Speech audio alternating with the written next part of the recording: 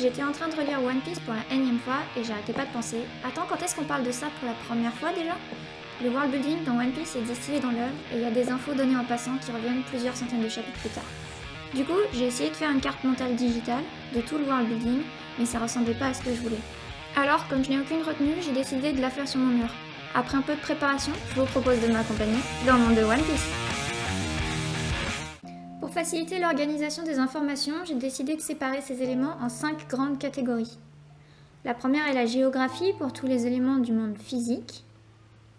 La deuxième est la biologie pour tous les éléments liés au monde organique. Une troisième partie, technologie et magie, pour parler de tous les éléments de technologie aussi bien scientifique que magique. La suivante est l'histoire, pour tout ce qui fait partie du passé et les informations qui circulent. Et en dernier, une partie société, pour parler des structures politiques du monde. Cette vidéo ne couvre que le premier arc, Romance Dawn.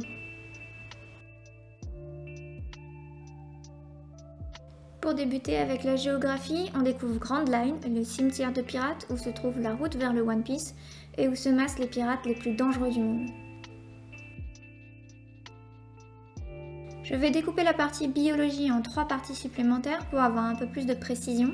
D'un côté la faune, donc tous les animaux. Ensuite la flore, tout ce qui concerne les plantes. Et en dernier, les différents types de personnes.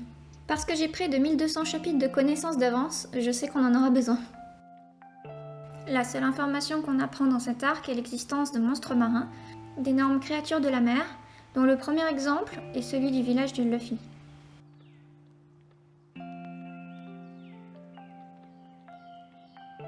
Le seul élément de magie dont on entend parler dans cette partie, c'est les fruits du démon, qui font perdre sa capacité à nager. Apparemment, ils sont plutôt rares, puisque la plupart des gens pensent qu'il s'agit plutôt d'une rumeur. Le seul qu'on rencontre étant évidemment celui de Luffy, et il nous dit qu'il a mauvais goût. Pour la partie histoire, je pense qu'il est pertinent de découper en catégories supplémentaires. On va commencer par une catégorie histoire avec un grand H. Une partie pour les mythologies, les légendes, les rumeurs, enfin tout ce qui se raconte.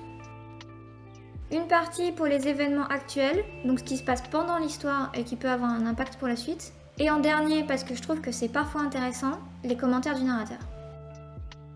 Dans le premier arc, la seule chose que nous dit le narrateur, c'est qu'ils ont commis une grave erreur en quittant la ville du colonel Morgan, sur cette case. La légende dont on nous parle pour l'instant, c'est évidemment celle du One Piece, le trésor ultime, gage de richesse, renommée et pouvoir, qui permet de devenir le roi des pirates. Parmi les faits historiques, le plus important dans cet arc est l'ère des pirates, la période dans laquelle nous sommes en ce moment, où de nombreux pirates hissent leurs étendards et s'affrontent pour mettre la main sur le One Piece. Cette ère a été déclenchée par le discours de Gold Roger, le roi des pirates, lors de son exécution, qui incite les gens à la recherche de son trésor ultime. Il s'agit de l'événement qui démarre le manga. Pour les événements actuels, on peut dire que Luffy a stoppé la tyrannie de Morgan et a permis à Kobe de rejoindre la marine. Dans les structures sociales, la première chose qu'on apprend, c'est la présence de pirates. Le premier équipage qu'on rencontre est celui de Shanks, même si le pirate sur lequel on a le plus d'informations est l'unique roi des pirates, Gold Roger, qui possédait tous les trésors du monde, dont le One Piece. En phase 2, les forces de l'ordre sont la marine, sur laquelle on a relativement peu d'informations, à part qu'ils ont des bases marines, et une méthode inversée de faire leur salut.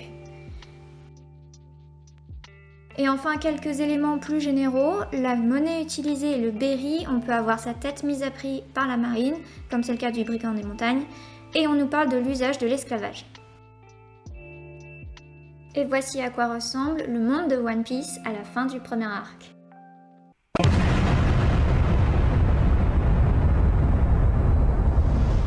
Merci d'avoir regardé cette vidéo jusqu'au bout, il s'agit de la première que je réalise et je suis sûre qu'il y a plein de choses à améliorer. N'hésitez pas à me donner votre avis dans les commentaires. D'autres vidéos sont en cours de réalisation pour les arcs suivants de la saga East Blue et j'espère les sortir relativement rapidement. J'espère vous revoir une prochaine fois.